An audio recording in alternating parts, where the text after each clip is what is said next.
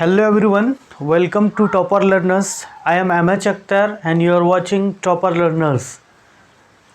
स्वागत है आप सभी का टॉपर लर्नर्स के इस प्लेटफॉर्म पे। आप टॉपर लर्नर्स देख रहे हैं और मैं हूं MH अख्तर। आज की क्लास में हम लोग डिस्कस करने वाले हैं Newton second law of motion का प्रूफ। इससे पहले जितना लेक्चर हुआ उसमें हमने क्लास 9th का सेकेंड चैप्टर जो है उसका मोस्टली टॉपिक कवर कर लिया है। लास्ट लेक्चर जो हुआ था, जो लेक्चर 4 के नाम से है, उसमें हमने मोमेंटम को डिस्कस किया था और उसके बाद Newton second law of motion का स्टेटमेंट हमने देखा था। अगर वो लेक्चर आपने नहीं देखा है तो डिस्क्रिप्शन में लिंक है, आप वहाँ से देख सकते हैं, वहाँ से आप गो थ्रू हो सकते हैं। पहली बार अगर विज़िट कर रहे हैं आप हमारे चैनल पे तो चैनल को सब्सक्राइब कीजिए और बेल आइकन को दबा दीजिए ताकि जो भी वीडियो अपलोड हो उसकी नोटिफिकेशन मिल जाए आपको। और ज़्यादा से ज़्यादा लोगों तक शेयर कीजिए, लाइक और सब्सक्राइब करते रहिए। तो आज के लेक्चर को शुरू करते हैं। हमको प्रूफ करना है F = ma। आज हमको करना है proof of second law of motion. Second law of motion मतलब क्या? F = ma। फोर्स बराबर होता है मास इंटू एक्सीलरेशन। यही हमको आज प्रूफ करना है। अब देखिए, कल हम लोग देखे थे सेकेंड लॉ ऑफ मोशन ये कहता है कि कोई भी ऑब्जेक्ट अपनी जगह को उस वक्त तक नहीं बदल सकता। फर्स्ट लॉ ऑफ मोशन कहता है जब तक कि उस पर फोर्स अप्लाई नहीं किया जाए। और सेकेंड लॉ ऑफ मोशन ये कहता है कि जितना ज़्यादा फोर्स लगेगा उतना ज़्यादा तेज़ी से ऑब्जेक्ट अपनी जगह को चेंज करेगा, या उतना ज़्यादा उसके अंदर मोमेंटम आएगा, उतना ज़्यादा उसके स्पीड में चेंज आएगा, यानी वेलोसिटी में चेंज आएगा। ठीक है, जैसे कल हम बताए भी थे लास्ट लेक्चर में कि ये मार्कर है, इस पर अभी फोर्स लगा रहे हैं तो धीरे धीरे मूव कर रहा है। सपोज हम इस हाथ से फोर्स लगा रहे हैं, धीरे धीरे लगा रहे हैं, ये धीरे धीरे क्या रहा, मूव कर रहा है। अब क्या करें, ज़्यादा फोर्स लगाएंगे तो ज़्यादा तेज़ी से मूव करेगा। देखिए, ज़्यादा फोर्स लगा रहे हैं तो ज़्यादा तेज़ी से मूव करेगा। तो हम मान लेते हैं कोई मास m है। ठीक है, कोई मास क्या है, m है, जो इनिशियली क्या है, रेस्ट में है। इनिशियली क्या है, रेस्ट में। u = 0। अब इस पर फोर्स लगाया गया। फोर्स जब लगेगा तो क्या होगा, इसके अंदर कुछ चेंज होगा और इसकी वेलोसिटी क्या हो जाती है, v हो जाता है। आपका फाइनल वेलोसिटी कुछ भी आ जाता है, m मास है और ये डिस्टेंस ट्रेवल करता है s। और इसमें क्या आता है, जब फोर्स लगेगा तो एक्सीलरेट होगा, एक्सीलरेट होने के बाद s डिस्टेंस के बाद इसकी वेलोसिटी भी हो जाएगी। तब हम जानते हैं कि यहाँ पे जो क्या हुआ, यहाँ पे जो मोमेंटम था, यहाँ पे मोमेंटम क्या आ जाएगा, pi बराबर क्या हो जाएगा, mu इनिशियल मोमेंटम, और ये फाइनल मोमेंटम pf बराबर क्या हो जाएगा, mb हो जाएगा। तो ये जो rate of change of momentum हुआ, यानी चेंज इन मोमेंटम जो हुआ, ये किस पे डिपेंड किया, इस पे अप्लाइड फोर्स पे, है ना। pi से pf जो हुआ वो किसके कारण हुआ, फोर्स के कारण। तो हम जानते हैं सेकेंड लॉ ऑफ मोशन से rate of change of momentum is directly proportional to applied force. हम लिख सकते हैं that is according to second law of motion. ठीक है, F directly proportional to rate of change of momentum. ठीक, मतलब क्या लिख सकते हैं, F directly proportional to change in momentum by time, change in momentum by time taken. ठीक है, ये लिख सकते हैं। और क्या होगा, F directly proportional to change in momentum हम लोग देखे थे कल, चेंज इन मोमेंटम देखे थे pf minus pi by time. यहाँ से यहाँ तक क्या लेगा, t ले लेगा, यही ना लेगा। अरे टाइम t के बाद मान लीजिए ये t टाइम ले लीजिए, t के बाद ही ना भी हुआ है तो t। अब देखिए पी एफ किसके बराबर है, एम बी के बराबर है। तो F directly proportional to MB minus बोलिए MB minus MU by T, MB minus MU by T। अब यहाँ हम लोग कर रहे हैं और इन दोनों में क्या कॉमन है बताइए, और F directly proportional to M common है, M V minus U by T, V minus U by T।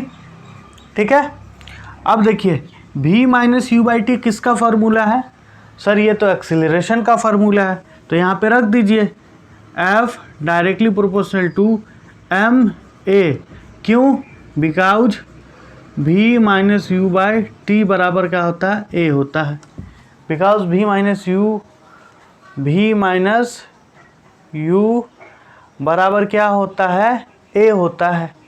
ठीक है, तो F डायरेक्टली प्रोपोर्शनल टू क्या हो गया, MA हो गया। अब देखिए फिजिक्स के अंदर जब भी प्रोपोर्शनलिटी का साइन हटता है तब एक आता है कांस्टेंट। ठीक है, इसको याद रखिएगा, और जब इक्वल से हम प्रोपोर्शनलिटी का साइन देंगे तब लगाएंगे कांस्टेंट।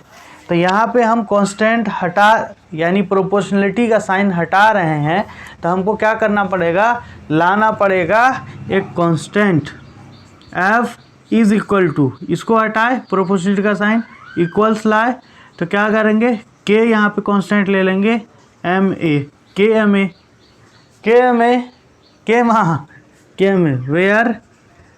वेयर K क्या है, कांस्टेंट है, कांस्टेंट ऑफ प्रोपोर्शनलिटी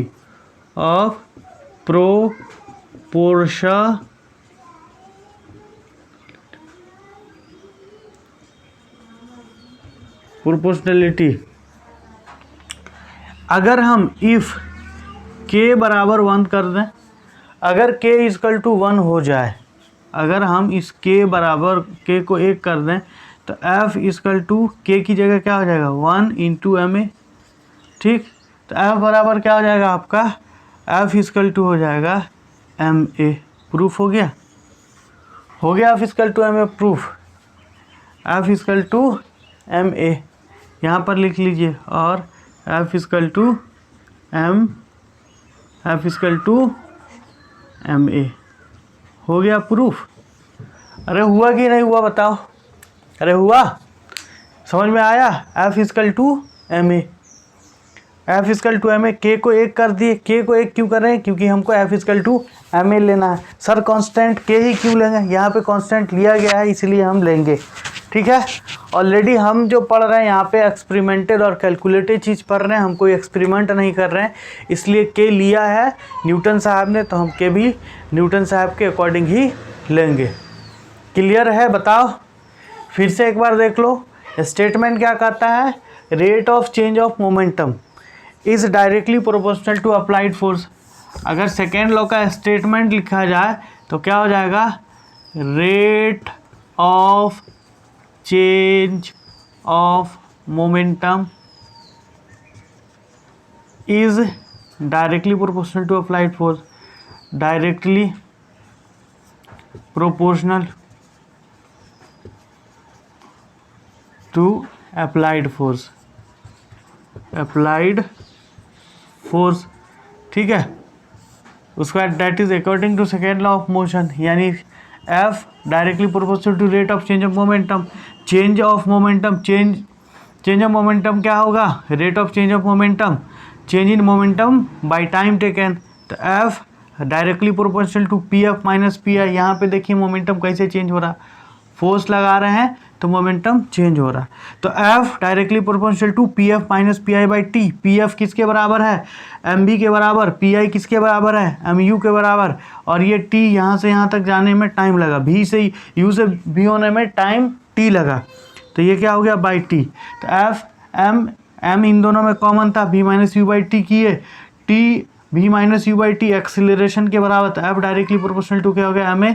हम प्रोपोर्शनलिटी का हम साइन हटाते हैं तो कांस्टेंट लाते हैं, इसको हटा के इक्वल्स आएगा तो ऐसे नहीं आएगा, साथ में कांस्टेंट भी आएगा, तो कांस्टेंट लिए K को 1 किए, F इक्वल टू MA हो गया प्रूफ।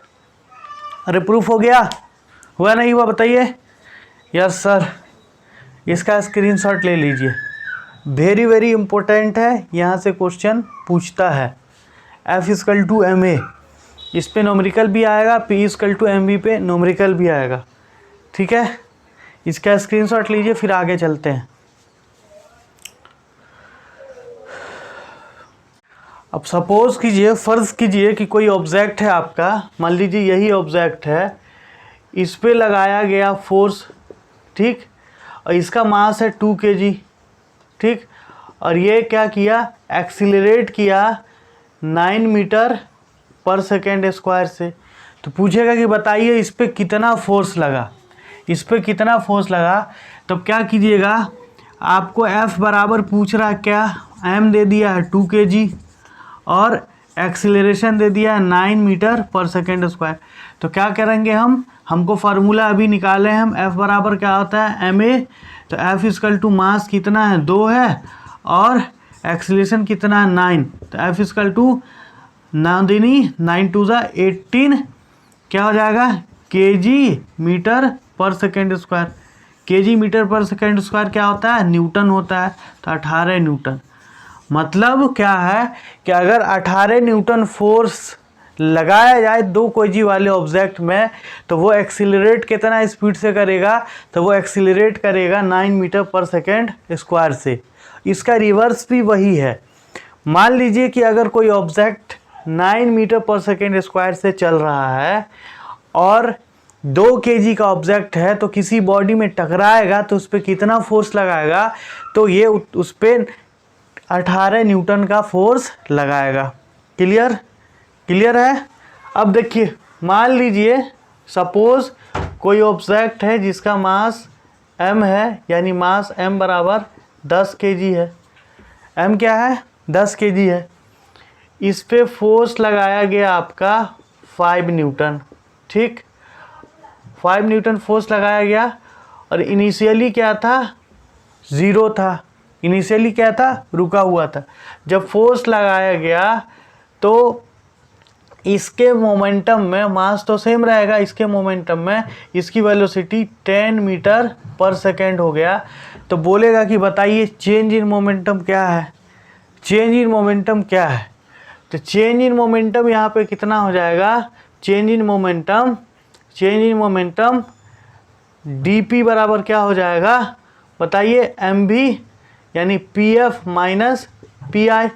अब pf क्या है, ये v है आपका, तो ये pf हो गया, ये pi था, तो pf यहाँ पे m इंटू वी कीजिएगा, 10 मीटर पर सेकेंड से चल रहा, मास आपका 10 kg है, तो 10 into 10 minus P I, 10 into 0, तो क्या हो जाएगा, change in momentum 100 kg metre पर सेकेंड। तो चेंज इन मोमेंटम अगर निकालने बोले तो ऐसे निकालेंगे, फोर्स निकालने बोले तो हम ऐसे निकालेंगे। सर समझ में आ रहा है नहीं आ रहा, अरे बताइए समझ में आ रहा है कि नहीं आ रहा, समझ में आ रही है बात, यस सर। तो इसी तरीके से हमको न्यूमेरिकल करना है। और कुछ इसका एप्लीकेशन देखते हैं, application of second law of motion, application of second law of motion, heading दीजिए application of second law of motion. Practical life में, डेली लाइफ में कुछ एप्लीकेशंस हैं सेकेंड लॉ ऑफ मोशन का जो हमको डिस्कस करना है अभी। जैसे आप कैचिंग अ क्रिकेट बॉल, इसमें कहाँ पर कैसे sir second law of motion का यूज़ होगा बताइए ज़रा। The case of high jump, the use of seat belt, ये सब में सेकेंड लॉ ऑफ मोशन का एप्लीकेशन है। कैसे है तो देखिए, जब हम देखते हैं कि जब क्रिकेटर कैच लेता है तो वो अपनी हाथ को पीछे की तरफ पुल करता है, तो पुल करता है तो उससे क्या होगा कि फोर्स का इफ़ेक्ट घट जाएगा, फोर्स का इफ़ेक्ट घट जाएगा, क्योंकि हम जानते हैं मोमेंटम जो है वो डायरेक्टली प्रोपोर्शनल टू फोर्स है, या rate of change of momentum जो है वो डायरेक्टली प्रोपोर्शनल टू फोर्स है। अब जितना ज़्यादा मोमेंटम होगा उतना ज़्यादा क्या होगा, ज़्यादा फोर्स लगेगा। सपोज़ कीजिए कि एक कोई पर्सन है या आप कैच ले रहे हैं स्लो बॉल का, उस वक्त जो चोट लगेगा वो, और बहुत तेज़ी से बॉल आ रहा है उस वक्त जो चोट लगेगा वो, उन दोनों में फ़र्क होगा। मतलब अगर स्लो ऑब्जेक्ट आ रहा है तो उसको रोकना आसान है, कम फोर्स लगेगा उसमें रोकने के लिए, कम चोट लगेगा, और बहुत फास्ट आ रहा है तो बहुत ज़्यादा फोर्स लगेगा। तो उसी फोर्स के इफेक्ट को घटाने के लिए क्या होता है कि हाथ पीछे की तरफ खींचता है। अभी इसमें कौन सा फिजिक्स है सर, कैसे फिजिक्स काम करता है, कैसे सेकेंड लॉ ऑफ मोशन काम करता है? तो देखिए यहाँ पे हम लोग अभी पढ़े हैं force directly proportional to dp/dt। ये है चेंज इन मोमेंटम, ये है चेंज इन p, और ये है टाइम, ये है टाइम। अब देखिए फोर्स का रिलेशन जो है इस वाले इक्वेशन से फोर्स का रिलेशन क्या है मोमेंटम के साथ, फोर्स का रिलेशन मोमेंटम के साथ डायरेक्टली है। यानी अगर मोमेंटम बढ़ेगा तो फोर्स भी बढ़ेगा। मतलब क्या है कि तेज़ी से आ रहा ऑब्जेक्ट हमको जो अगर टक्कर मारेगा तो ज़्यादा इंजरीज होगी, और स्लो मूविंग ऑब्जेक्ट अगर आके हमको टक्कर मारेगा तो कम इंजरी होगी। तो मोमेंटम के तो डायरेक्टली प्रोपोर्शनल है, लेकिन यहीं पर अगर हम देखें तो फोर्स जो है वो इन्वर्सली प्रोपोर्शनल है किसके? टाइम के, इन्वर्सली प्रोपोर्शनल है टाइम के। तो क्या किया जाए कि अगर वो जो ऑब्जेक्ट आ रहा है तेज़ी से, मान लीजिए बॉल ही आ रहा है तेज़ी से, तो उसका तो हम मोमेंटम कम नहीं कर सकते क्योंकि ऑलरेडी तेज़ी से आ रहा है। तो हम क्या करेंगे कि उससे चोट कम लगे उसके लिए क्या करेंगे कि मोमेंटम के इफेक्ट को घटाएंगे, मोमेंटम कम करके नहीं, टाइम को बढ़ा करके, यानी फोर्स को कम करेंगे टाइम को बढ़ा करके। कि अगर हम टाइम को बढ़ा देंगे तो क्या हो जाएगा, इफेक्ट ऑफ फोर्स घट जाएगा। अब यहाँ कैच लिए और यहाँ लाए, तो यहाँ से यहाँ लाने में कुछ तो लगा टाइम, तो जैसे ही टाइम बढ़ेगा वैसे क्या हो जाएगा, फोर्स घट जाएगा। तो ये जो फोर्स है टाइम के इन्वर्सली प्रोपोर्शनल है, तो हम फोर्स को घटाना चाहते हैं तो क्या करना पड़ेगा, टाइम को बढ़ाना पड़ेगा। इसीलिए while cricketer taking catch he pull his hand for decreasing the effect of force because force is inversely proportional to the time. Clear concept clear है? टाइम बढ़ा फोर्स घटा, इसलिए स्टाइल नहीं मारता है। हाँ, आप यूँ बोलो कि सर एकदम पोज देता है, पोज नहीं देता है, वो क्या करता है कि वो इफेक्ट ऑफ फोर्स को घटाता है। उससे क्या होगा कि कैच भी आसानी से हो जाएगा, चोट कम लगेगा और इफेक्ट ऑफ फोर्स भी घट जाएगा। तो ये तो बात हो गई क्रिकेटर की। अब बात है sir case of high jump. अब देखिएगा जहाँ पे हाई जंप होगा, जहाँ पे आप स्कूल में भी देखिएगा जब एथलीट होता है तो वहाँ पे मिट्टी को पोरस बना दिया जाता है और वहाँ पे बालू वगैरह रख दिया जाता है, या फिर उसको कोड़ दिया जाता है, तामना जिसको बोलते हैं, ताम करके मिट्टी को ढीला कर दिया जाता है। अब क्या होगा कि मान लीजिए ये फ्लैट सरफेस था, जब नहीं तामा था तब, इस पर गिरेगा तो ये हार्ड है, तो क्या होगा कि फोर्स, चोट ज़्यादा लगेगा पैर में।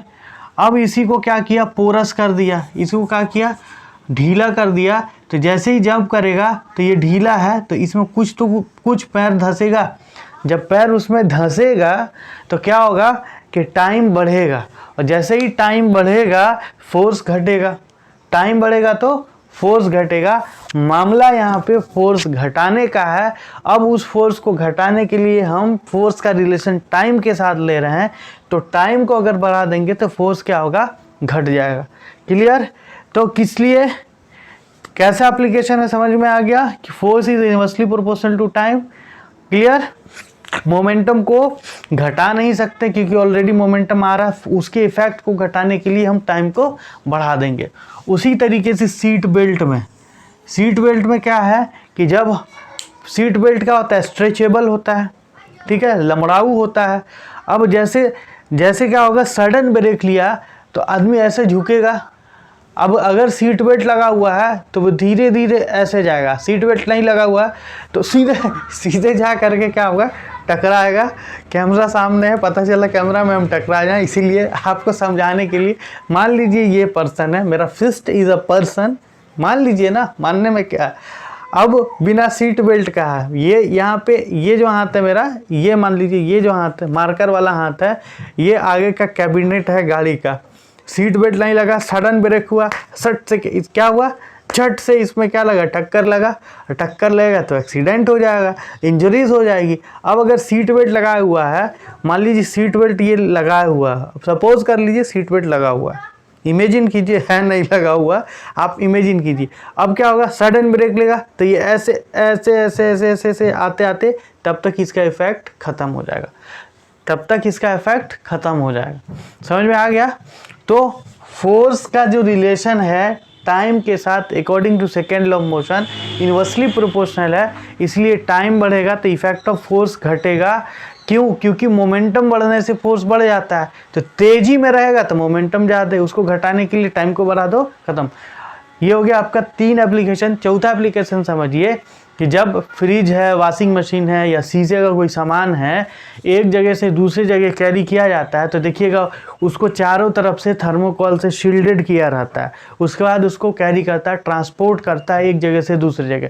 उसमें क्या होगा, ये जो थर्मोकोल है थोड़ा सा पोरस होता है, थर्मोकोल समझते हैं ना, तो वो पोरस होता है, तो जैसे ही जर्क लगेगा तो उसका इफेक्ट डायरेक्ट फ्रिज पे या उसमें रखे हुए सामान पे नहीं पड़ेगा। वो क्या करेगा, मान लीजिए बीच में ये गद्दा डाल दिए, अब क्या होगा, ये इसको दबाएगा, है ना, और क्या होगा कि इसका इफेक्ट ऑफ फोर्स टाइम बढ़ जाएगा, इफेक्ट ऑफ फोर्स घट जाएगा, इसलिए टूटने फूटने से बच जाएगा।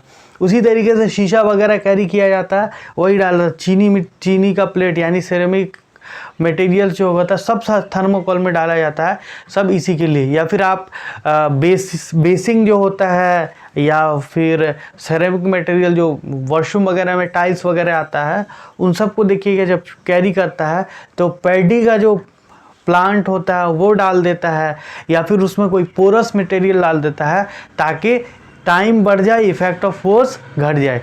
या सीट में जो गद्दा डाला जाता है, क्यों डाला जाता है, ताकि जर्क कम लगे। जर्क कम लगने के पीछे फिजिक्स क्या है, टाइम बढ़ेगा, मोमेंटम यानी फोर्स घट जाएगा। आई होप एप्लीकेशन आपको समझ में आ गया होगा। तो आज हमने अभी तक प्रूफ कर लिया, एप्लीकेशन इसका कर लिया, अब कुछ न्यूमेरिकल प्रॉब्लम इस पर देख लेते हैं। इसके बाद हमारा थर्ड लॉ ऑफ मोशन है, फिर उसको देखेंगे। न्यूमेरिकल प्रॉब्लम हम लोग जो करेंगे वो हम लोग 2 टॉपिक पे, मतलब अभी 2 फार्मूला हम लोगों ने डिराइव किया है, एक F=ma उस पे करेंगे और P=mv पे करेंगे। ठीक है, ठीक है, ये समझ में आ गया। इसका आप स्क्रीनशॉट लेना चाहते हैं तो ले लीजिए। देखिए न्यूमेरिकल प्रॉब्लम में 3 प्रश्न आपका बोर्ड पे है, 2 प्रश्न मोमेंटम से है P=mv पे और एक F=ma पर है। हमारे पास जो फार्मूला है वो है P=mv और एक है F=ma। ठीक, जहाँ P मोमेंटम है, M क्या है, मास है, V क्या है, वेलोसिटी है, F क्या है, फोर्स, M मास और A acceleration. Clear? In 2 formula पे न्यूमेरिकल करना है। पहला क्वेश्चन बोल रहा है calculate the momentum of the flowing. एकदम हलवा सवाल है, कुछ जान नहीं है इसमें। Calculate the momentum, momentum calculate करना है, मतलब ये वाला फार्मूला यूज़ करना है। P=mv बोल रहा है an elephant of mass 2000 kg moving at 5 metre पर सेकेंड। तो सबसे पहले क्या करना है, बोलिए, सबसे पहले गिवन लिखना है। तो क्वेश्चन आंसर फर्स्ट सॉल्यूशन कर रहे हैं, फर्स्ट का m कितना दिया, m दे दिया 2000 kg, 2000 kg। उसका कितने स्पीड से चल रहा था, वेलोसिटी दे दिया 5 मीटर पर सेकेंड। बताइए क्या होगा, P= होता है mv, तो मास हो गया आपका 2000 इंटू वेलोसिटी कितना हो गया 5, अब kg मीटर पर सेकेंड। अब देखिए 5 दूनी 10 और उस पर 3 0, 1 2 3, तो कितना हो गया 10,000 kg मीटर पर सेकेंड। कितना हो गया मोमेंटम, 10,000 kg मीटर पर सेकेंड। कुछ था, अरे कुछ था इसमें, नहीं सर। अब देखिए दूसरा, देखिए a bullet of mass 0.02 gram, 0.02 kg moving with speed कितना 400 मीटर पर सेकेंड। सेकेंड में मास कितना है 0.02 kg। ठीक, वेलोसिटी कितना है 400 मीटर पर सेकेंड। तो P= क्या होता है mv, p is equal to mv, तो p बराबर मास कितना दे दिया 0.02 इंटू वेलोसिटी कितना 400, तो ये हो गया 400। अब इसको सोल्व करना है, ये वाला पॉइंट हटाइएगा तो 2 जीरो नीचे आएगा, इस 2 जीरो से इस 2 जीरो को कैंसिल कीजिएगा तो क्या हो जाएगा p बराबर 4 दूनी 2 गुने 4 मतलब 4 इंटू 2, 4 टू ज़ा 8 kg मीटर पर सेकेंड, मतलब मोमेंटम क्या हो गया 8 kg मीटर पर सेकेंड। समझ में आया? एकदम put the value get the answer. आज एकदम बेसिक सवाल ले रहे हैं न्यूमेरिकल का। जब न्यूमेरिकल प्रॉब्लम करेंगे तो वहाँ पे हम लोग टफ सवाल भी देखेंगे। आज एकदम बेसिक सवाल है, तो समझ में आ गया होगा। देख लीजिए कैसे किए, कुछ नहीं किए, गिवन लिखे, गिवन लेने के बाद इस फार्मूला पे पुट कर दिए, हमारा आंसर आ गया। लीजिए इसका स्क्रीनशॉट, फिर चलते हैं दूसरे क्वेश्चन पे। देखिए सेकेंड क्वेश्चन आपका, बताइए सेकेंड क्वेश्चन, कैलकुलेट कीजिए और आंसर बताइए। कैलकुलेट कीजिए और आंसर बताइए। A body of mass 25 kg, M कितना दे दिया है 25 kg, ठीक। हैज़ मोमेंटम 125 kg मीटर पर सेकेंड, पी दे दिया है। अब देखिए कैसे क्या दिया हुआ है, इसको पता करने के लिए हम तरीका भी बताए थे कि उसके एसआई यूनिट से पता कर सकते हैं। तो केजी मीटर पर सेकेंड किसका यूनिट है? मोमेंटम का। याद रखना पड़ेगा बॉस, हाँ यूनिट याद रखना पड़ेगा। जब तक कॉन्सेप्ट क्लियर नहीं होगा न्यूमेरिकल नहीं बनेगा। सर न्यूमेरिकल नहीं बनता यार, न्यूमेरिकल बनेगा जब कॉन्सेप्ट रखोगे, तब यूनिट याद रखो, फार्मूला याद रखो और देखो कि क्या हो रहा क्वेश्चन में, तब बनेगा। ऐसे थोड़ी है बन जाएगा, समझे? कॉन्सेप्ट और फार्मूला याद रखिए। तो concept, because concept is power. एक बच्चा बोलता कॉन्सेप्ट इज पावर, सर बिल्कुल पावर, ठीक है। एम क्या 25 kg और मोमेंटम दे दिया, पी दे दिया 125 kg मीटर पर सेकेंड। तो क्या पूछ रहा है? कैलकुलेट द वेलोसिटी, भी पूछ रहा है। अब क्या होगा सर? वेलोसिटी पूछ रहा है, देखो कुछ नहीं होगा, पी इक्वल टू क्या होता है एम भी। अब यहाँ से बी पूछ रहा है, डाल दो जो दिया हुआ है। पी दे दिया 125, ले लो 125, और मास दे दिया 25 और वेलोसिटी नहीं है तो भी, तो 25 भी इसका 25 भी बराबर क्या हो जाएगा 125, तो 25 भी बराबर क्या हो जाएगा 125 बटे 25, 25 पंचे 125, कितना आ गया भी हो गया 5 मीटर पर सेकेंड। खत्म सवाल? अरे खत्म सवाल। यहाँ पे भी डिस्टेंस बाय टाइम नहीं निकालेंगे, भी डिस्प्लेसमेंट बाय टाइम यहाँ नहीं, यहाँ जो पैरामीटर गिवन है उस पैरामीटर से हमको फाइंड करना है। क्लियर है? अरे बताओ क्लियर है? समझ में आया? पता नहीं जी, चलो समझ में आ गया होगा, बढ़ते हैं आगे। देखो अगला क्वेश्चन, देखो क्वेश्चन नंबर 3, देखो क्वेश्चन नंबर 3 सोल्व कीजिए, जल्दी जल्दी आंसर कीजिए, हम तब तक इसको साफ करते हैं। क्वेश्चन नंबर 3 का आंसर कीजिए कमेंट सेक्शन में, आंसर कीजिए, कमेंट सेक्शन में आंसर कीजिए। देखिए what force would be needed to produced है ये an acceleration, ACCN acceleration of 4 metre पर second square in a ball of mass 6 kg, ठीक है। सबसे पहले गिवन एक्सीलरेशन पूछ रहा है, गिवन लिख लीजिए, पूछना बाद में। प्रोड्यूस एन एक्सीलरेशन दिया हुआ है 4 मीटर पर सेकेंड स्क्वायर, एन एक्सीलरेशन भी है और SI यूनिट से भी हम पता कर सकते हैं। एक्सीलरेशन 4 मीटर पर second square, ball of mass 6 kg मास का होता है, तो एम दे दिया है 6 kg, ठीक। तो पूछ रहा है एफ बराबर क्या होगा, तो एफ इक्वल टू हमको पता है M into A, force equal to नहीं M into mass into acceleration, ठीक है। तो एफ बराबर मास कितना है 6 और एक्सीलरेशन 4, तो क्या हो जाएगा एफ बराबर 6 चौका 24, 6 4 24। अब क्या है, मास का होता है kg और इसका होता है मीटर पर सेकेंड स्क्वायर, 6 kg मीटर पर सेकेंड स्क्वायर इसका SI यूनिट, जिसको क्या बोलते हैं जल्दी बताइए कमेंट सेक्शन में, क्या बोलते हैं सर? न्यूटन बोलते हैं। तो F equal to 24 newton, F equal to 24 newton answer हो गया। ठीक है, F इक्वल टू 24 न्यूटन आपका आंसर हो गया। इस वाले लेक्चर में 3 प्रॉब्लम किए हैं, अगले लेक्चर में धमाकेदार न्यूमेरिकल प्रॉब्लम चलेगा, 8-10 न्यूमेरिकल प्रॉब्लम देखेंगे यहाँ से। और आपको भी चाहिए कि इस पर बेस्ड न्यूमेरिकल प्रॉब्लम कम से कम 10 न्यूमेरिकल प्रॉब्लम कीजिए, 10 करके आइए, और उसमें जो भी डाउट हो उसको कमेंट सेक्शन में मैसेज कीजिए, टाइप कीजिए, या फिर आपको पता ही है टॉप ये जो है हमारा ईमेल आईडी mhakhtar95@gmail.com, वहाँ भी कर सकते हैं, या व्हाट्सएप नंबर है 74 91 93 75 78 7491 93 7578, इस पर भी आप कर सकते हैं। सबसे अच्छा आप कमेंट सेक्शन में कीजिए, कहीं मत कीजिए, इस वाले लेक्चर के कमेंट सेक्शन में जो आपका डाउट है या कोई क्वेश्चन है उसको कमेंट कीजिए, उस क्वेश्चन को लेकर के नेक्स्ट लेक्चर में हम सोल्व करके आपको देगा, समझे? कहाँ करना है क्वेश्चन एराइज प्रॉब्लम? जो लेक्चर चल रहा है उसके कमेंट सेक्शन में, जो भी डाउट हो आप वहाँ पूछिए, क्लियर?